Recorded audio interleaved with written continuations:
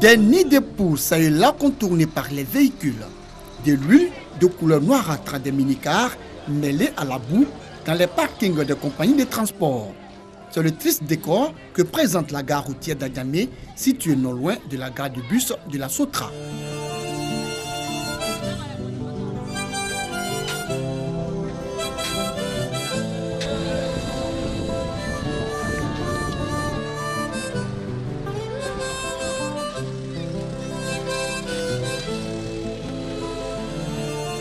Toujours dans la commune d'Adjamé, la gare de transport Interville, en plus du décor insalubre dans lequel évoluent les transporteurs, difficile pour eux de se frayer un chemin à cause de la dégradation très avancée des voies. La voie n'est pas bonne.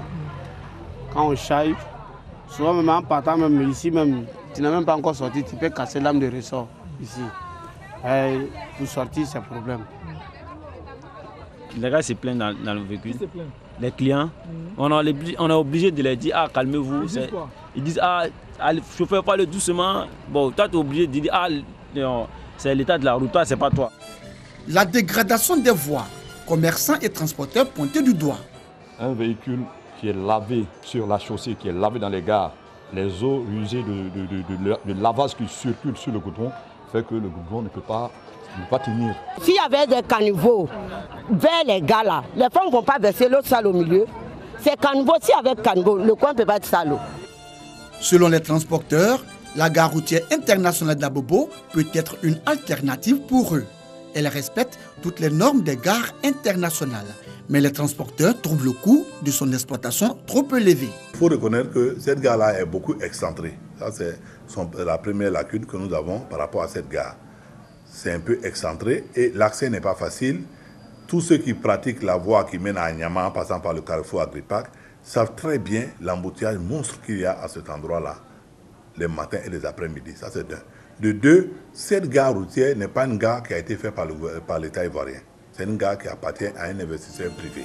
Une affirmation réfutée par les responsables de la structure en charge de la gestion de cette gare. La gare était trop chère d'après les transporteurs et les commerçants. Donc quand ils sont venus ici après, par la suite, qu'ils ont connu les vrais prix et les vraies conditions, c'est ce qui explique qu'ils soient venus maintenant. Certains trouvaient que la gare internationale était excentrée, était trop loin. Or, la tendance dans toutes les grandes capitales du monde, toutes les gares sont en périphérie des villes pour permettre aux cars, une fois chargés de leurs voyageurs, de ne pas entrer dans des encombrements et dans des embouteillages à n'en plus finir. Pour trouver une réponse au problème des gares routières disséminées dans le district d'Abidjan, l'État de Côte d'Ivoire a lancé les travaux de construction de la gare routière internationale d'Abidjan depuis 2013. Mais jusque-là, cette gare peine à voir le jour. En attendant sa réalisation, les transporteurs demandent le reprofilage des anciennes gares d'Adjamé en vue de leur permettre d'exercer leur activité dans un environnement sain.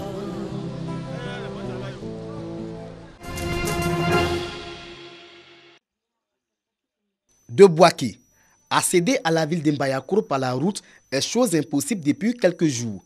Une partie de cette route est envahie par l'eau sur une distance de 500 mètres pour une profondeur de 50 cm. En effet, depuis le lundi dernier, le Nzi est sorti de son lit. Conséquence des grosses pluies qui s'abattent sur la ville. Et du dimanche au lundi 17 septembre, il y a eu la montée des eaux. Et lundi matin, nous avons pu constater la voie reliant Mbayakro à Bouaké est coupée en deux. Pour les natifs de Mbayakro, ce phénomène naturel n'est pas nouveau. Bon, normalement, c'est chaque 8 ans. Mais ces dernières années, ça fait 2 ans. L'année surpassée, on a eu ce cas-là. Cette année encore. Les années passées, sur la route de Bouaké, ça arrivait sur les genoux. Mais je crois là, c'est sur la hanche. Hein. Actuellement, nous sommes entourés d'eau. Du côté de Chinois-Cro, la voie est coupée. Les gens n'arrivent plus à aller au champ. Du côté de Oku-Cro, les gens, c'est pas pirogue, ils viennent en ville. Pour l'heure, aucune perte en vie humaine n'est enregistrée.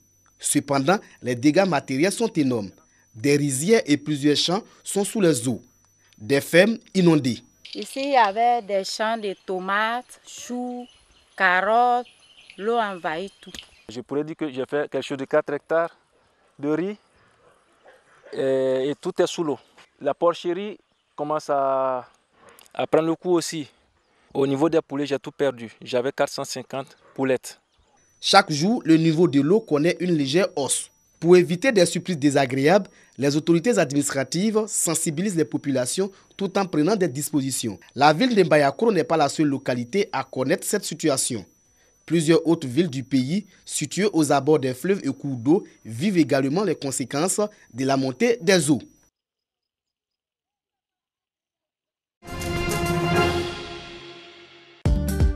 Quartier Campement, un quartier populaire de la commune de Koumassi. C'est ici que des jeunes dont l'âge varie de 7 à 14 ans s'adonnent à leur passion après les cours, le football.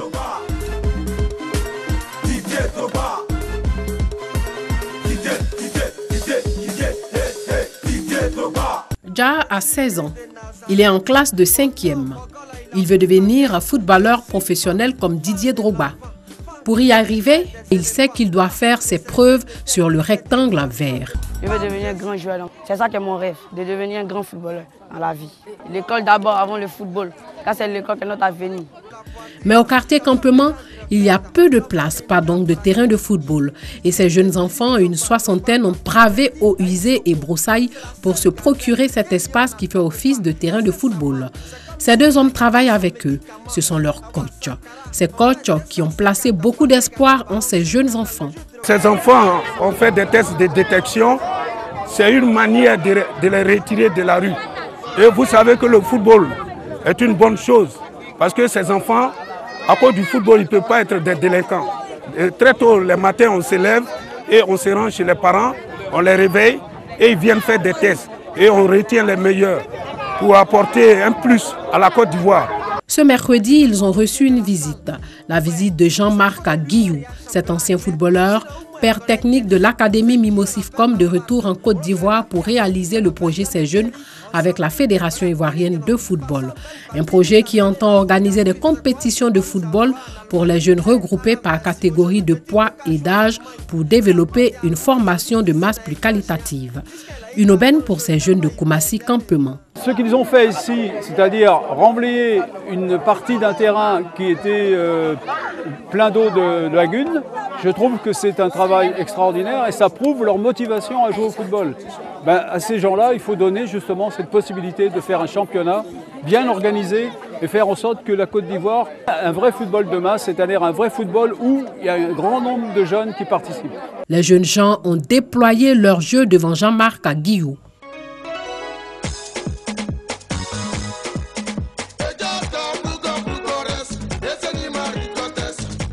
A-t-il décelé des talents?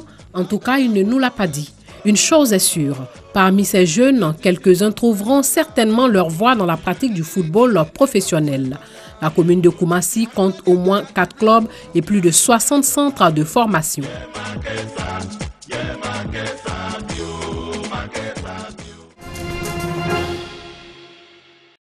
Le monde du cinéma est en deuil. Le célèbre acteur ivoirien Ahmed Souané quitte définitivement la scène.